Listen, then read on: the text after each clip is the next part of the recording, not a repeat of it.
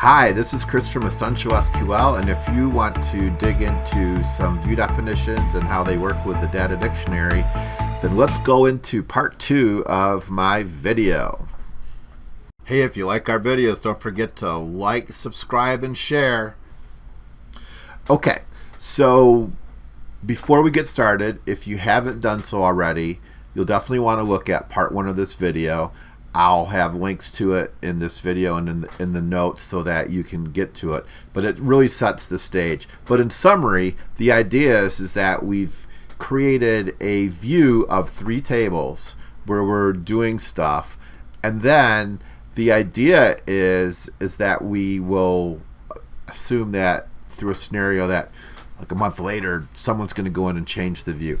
So right now, this is what our view looks like. You can see that it has the ID and the city of Atlanta and so on. And now the idea is we want to pretend that somebody goes in and renames something on the legacy system, and we need to react to it. So in part 1, we literally just dropped the tables and recreated them and saw what happened. And what we noticed is that using select star, our view definitions did not keep up with the changes we made by dropping and recreating the table. So I wondered what would happen if we tried to use alter table on this. So what I'm going to do in this case is kind of walk through that scenario. So what we're going to do is we're going to truncate the table, which will drop all the data out of the table, and then I'm going to drop the city column, mainly because I need to get the stat column in next after the ID, and then we will add the city name after that.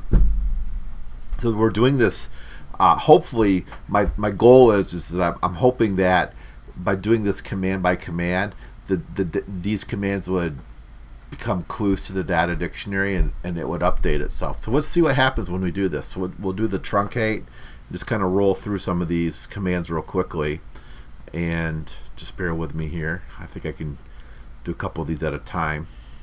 Then I'll insert the data. Remember, I had it truncated. I think I can do all of these together. Let's see. Yes. I'll do this one, and then we'll do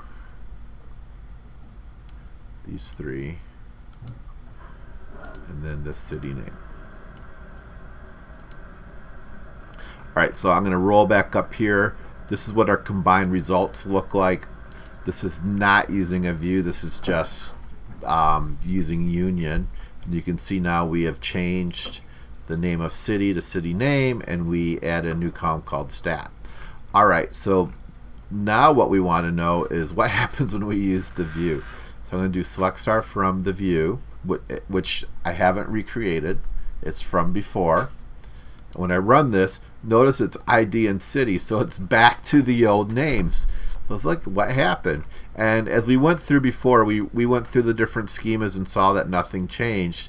And you'll see that that's the case here too. So I'm just going to jump to the sysobjects and show you that really in our data dictionary we just still have ID and city. So it's pretty crazy. So one remedy for this, and I think this is really what you would have to do to make sure that your views stay fresh, is you can drop the view, and then if you recreate it, so I just recreated the view, and now if I run it, oh my lord, where'd my run thing go? Right here. You can see now it's running and bringing back the right information. And let's see, let's do a select on the data dictionary here. And you can see now I have the 3 names. So my thought is here is that when you are using select star, as we mentioned before, like if you're doing data warehousing type operations, kind of pushing data through, and you start to experience schema drift, which is why you'd want to use select star, right? Because you don't want to have to maintain these huge lists of columns. The view's not going to keep up. So there's definitely going to be a need to every now and then freshen that view up, because the data dictionary is just not updating to the view. This is something we learned and really caught us by surprise. and I thought I'd want to show you that. And I wanted to go through the trouble to see if alter table would help mitigate that issue, and it doesn't. So we're back to square one. Now again, this all gets quickly rectified if you explicitly use column names, but then again, when I change my column name from city to city name, my view breaks and it forces me to update it, doesn't it? So that's kind of a built-in protection mechanism in that case. Anyways, I hope you learned something from all this. If it was confusing, write something in the comments and I'll try to help you. And I hope you saw some insight from the views in the data dictionary. And have a great day. Take care. Bye.